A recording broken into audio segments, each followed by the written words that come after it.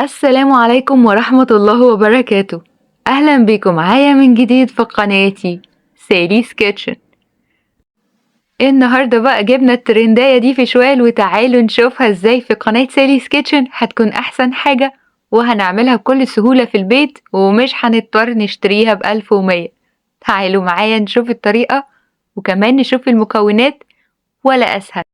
قبل ما أبدأ مكوناتي ما تنسوش اللايك والشير وسبسكرايب وكمان تفعلوا زر الجرس عشان يوصلكم كل جديد.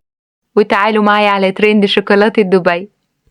احتجت لوصفتي النهاردة 1/4 كيلو من الكنافة من الفريزر، يعني اللي قدامنا دي نص كيلو، هناخد نصها بالظبط وبعد كده هنقطعها ونفتتها الفتافيت كده بالسكينة، وتقدروا كمان تاخدوها على الكبة ولكن انا حابة اقطعها بالسكينة. وكده خلاص الكنافة اتفتتت تمام.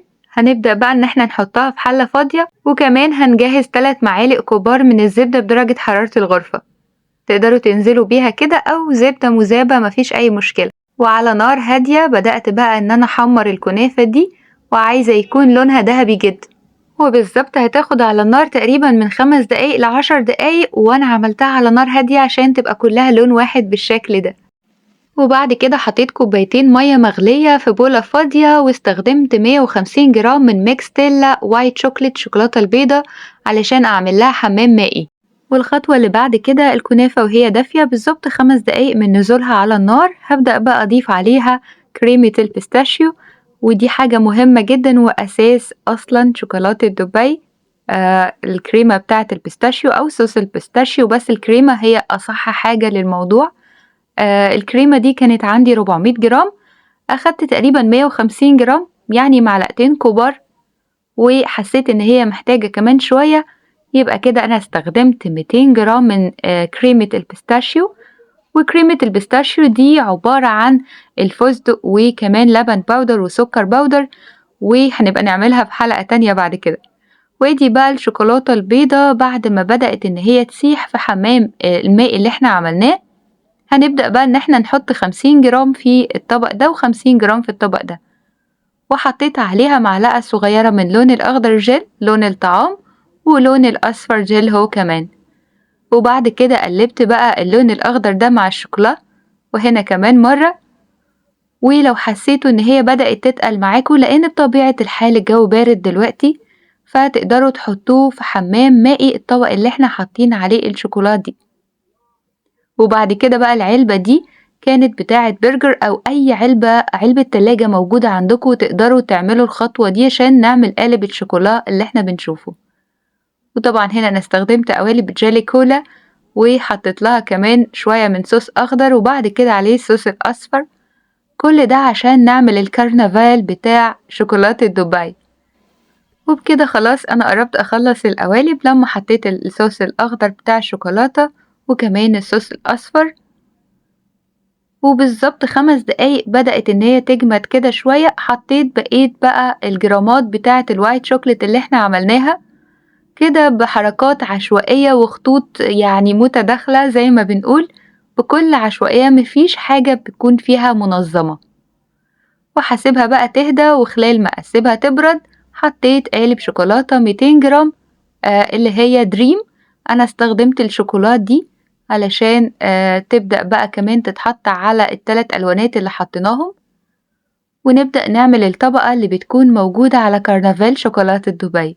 نفس الطريقة الحمام المائي في كل مرة تقدروا تحطوه في الميكروويف أو تعملوه في طبق وتحطوا تحت الطبق ده أي طبق مية سخنة كمان، ولكن خلي بالكم ما يكونش فيه ولا نقطة مية فيه. وبكده خلاص أنا ببدأ إن أنا أحط كده الشوكولاتة على الجوانب وأفردها بالفرشة اللي موجودة عندي، يعني عايزة الجوانب بالظبط تكون ربع العلبة. وتعالوا بقى كمان نحط القوالب بتاعة الجيلي كولا اللي أنا قلتلكوا عليها. القوالب دي موجودة في كل حتة يا جماعة، تقدروا تشتروها بكل سهولة. وبعد كده بالفرشة وزعت الشوكولا على كل الجوانب في القالب ده، مش هعمل زي القالب الكبير ولكن كل الجوانب لازم تكون متغطية شوكولا. وخلي بالكم ما بين كل طبقة شوكولا والطبقة التانية بيكون فيه 5 دقايق علشان أنا عايزة تبدأ الطبقات تمسك في بعضها كده، وبكده خلاص أنا عملت القالب بتاع الشوكولاتة، جهزته تماما عشان يبدأ ياخد الكنافة بالبيستاشيو. بعد كده هنبدأ بقى إن احنا نحشي الشوكولا اللي احنا عملناها في القالب الأول. بالمناسبة تقدروا تعملوها في قالب التوست أو قالب فويل عادي تقدروا تشتروه.